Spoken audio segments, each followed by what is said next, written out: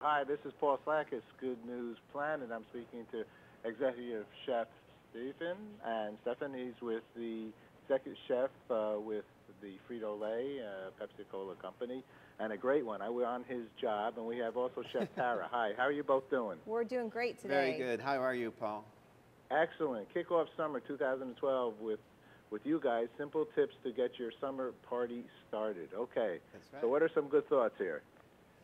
Well, first of all, planning ahead of time and planning smart. Tara has some excellent tips for planning ahead. Tara, if you'd like to share those with us. I would love to. I think sometimes what we forget is to be prepared a couple days out. Don't wait till the last minute to start to go grocery shopping or prepare your food. So what I like to do is kind of break down my list based on what I want to serve, how many people are coming, what time of day, think about all the details that you would put on your invite, and you need to run through those details in your head. So once you've established your menu, you've established kind of where it's going to be inside or outside, you can start getting to the details. Things even like, if you want to have flowers on the table or what kind of cups and plates you want to use. But be sure to plan ahead. So a few days out, you want to shop for some of your staples that are going to hold up. And think about when you want to start prepping. And then don't go crazy. You want to be able to make it simple for yourself. So, simple veggies that are sliced thin and seasoned, grill it fast, small burger patties. You can, and then when it comes to dips and salsas, we have some tips for you to where you're not making everything from scratch. So to make a salsa, you don't have to buy the tomatoes and cut the tomatoes and the jalapenos and onions. You start with a salsa and you take it and make it even more of an experience for your guests. Right. And one of the ways, if I might share with you, that we're doing this is we're sharing 2 recipes with you that I call, they're 5-finger dips. One's a shrimp ceviche and the other one is a sushi ranch. And they simply start with, the shrimp ceviche starts with Tostitos chunky salsa, and you just add 4 other ingredients to it: shrimp, lime, cilantro, and you're ready to go. The ranch dip starts with Lay's Ranch, and you're adding, and this is where the sushi fun comes in, because it's minced pickled ginger that you get with sushi. A little bit of soy sauce, a little bit of wasabi, and some minced up toasted seaweed. And those go great with Tostitos restaurant-style chips and scoops. And Tostitos is always great to get a party started. I couldn't agree with you more. You're the chef. I think you're like eating some Doritos and Tostitos and Sun Chips all at the time as you're cooking. I mean, I don't know. Of course. That's like the key for the party. Right. You cook a little, you eat a little. You drink a little. And not only is it, you notice it's right in front of us so that we can enjoy it while we're cooking. I got the grill right here. But we set up this whole area to be a social area. So our guests come up here. You become the center of attention. Yeah, you become the center of attention because the beverages are here, the snacks are here, you're grilling your burgers. So everything's going on around you rather than you being on the outside of everything that's going on. So, do you have a favorite place to go shopping to get your food? I'll take this. I think it kind of depends on where you are, if you have a favorite place to go shopping. I garden a lot, so sometimes I pull things like fresh herbs and fresh produce from my garden. Sometimes a nice farmer's market's a great place to go. I tend to go, like most people, where I find the most things that I like. So I don't know that I necessarily have a favorite place. I just have favorite things that I like to buy.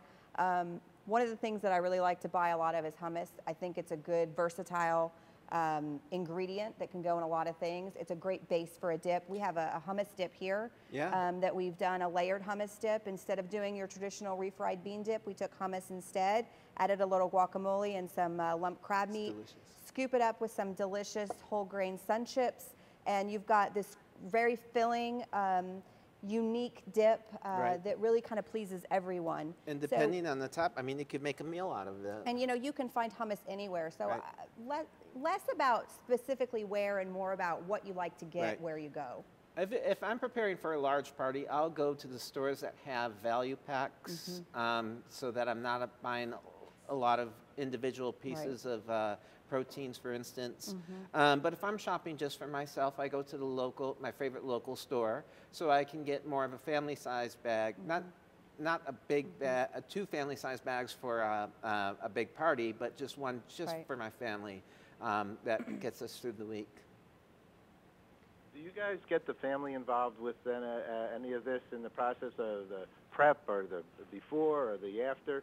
What's the thinking on that, especially during the holiday time? That's you know, to a certain degree, there's a lot going on. So how do you get them involved in a nice way? Well, in a nice way. It's easier for Tara, and I'm going to let her tell you why. Well, you know. But for me, my wife and I, we sit down and we talk about how we can make it a fun thing, and we divvy up our responsibilities. But Tara has a very unique situation because she's not the only chef in her family. Her husband is a chef as well. Yes. So, you know, when we entertain, we have friends who are chefs and we have friends who are not. So we have to think about making sure that we prepare a variety of types of food. I also have a young family, so we, as much as we can, we try to get her involved. I think that makes it a lot of fun. I think it makes it more interactive, and it makes everyone who's helped participate want to eat what they're making. So I think to your point, like planning it out, making sure that you're not kind of stepping on each other's toes. If you have something that you're really good at making and you make it all the time, make that. Don't try to make something new that you've never heard of before. And then maybe, you know, the rest of your family has their own ideas of what they want. And don't stop with your family. Get your guests involved. I know that's because I'm a idea. chef, my guests want to impress me by bringing something that they've made and they're proud of. And I also like to solicit from friends that are chefs and friends that like to cook other recipes. For instance, we're supplying you with this recipe for this wonderfully delicious gorgonzola bacon burger. I love it. I love it. The burgers are stuffed with gorgonzola. I like to top it with some crispy bacon and some grilled onions from this platter of grilled veggies that we have. Beautiful. And this is inspired by the real food flavors that guys who eat Ruffles. And I eat Ruffles. In fact, when I make this, I put the Ruffles on the sandwich. And what's great about this is it's tiny. It's small, so I don't have to fill up on this. I can have a little bit of something else as well. Exactly. That's a great idea.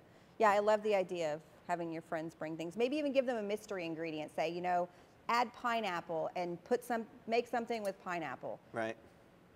Give me healthy thoughts. So in addition to all this healthy stuff. Well, I have kind of the alternate to the burger, which is kind of the play on the Korean barbecue.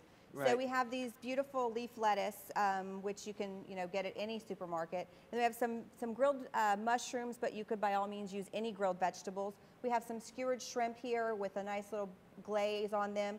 We have some fun different salads and toppings, limes, a little carrot salad, and then some interesting dips so that you could add a little sauce. So the idea is that you would take your lettuce leaf and your skewered meat. It could be beef, it could be any type of anything that you want to skewer, really.